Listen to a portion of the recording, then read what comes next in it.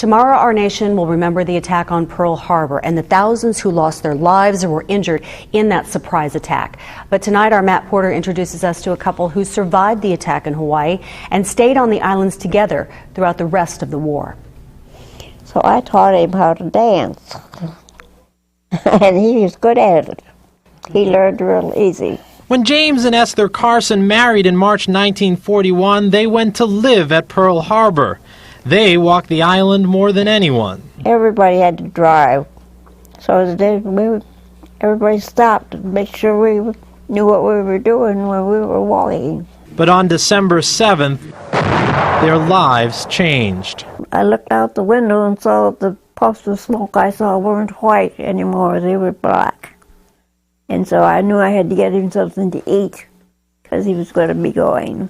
A Navy radio man for the USS Thornton, James rushed to duty. When it was announced on the radio that that's what happened, I said, I've got to get dressed and get back to the ship. What he saw? It was pure chaos. The Arizona was there, which had been hit so many times it couldn't get underway.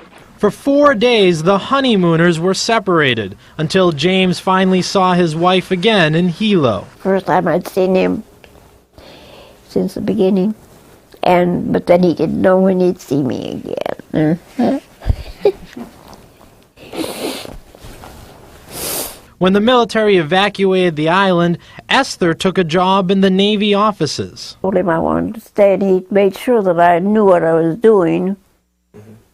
And so he let me stay. She wanted to be as close as she could to her man. Her husband, who sailed out to the Aleutians, Midway, and the Solomon Islands, knew each trip could be his last. Your mind is never off the one you love, you know. 72 years later, the couple remain together and live in East Branch. I'm happy you've been able to tolerate me. A couple war could not split apart. I love you. I love you, Mommy. Matt Porter, WBNG-TV, Action News. James and Esther live in East Branch with their 2 daughters. They will be celebrating their 73rd wedding anniversary in March.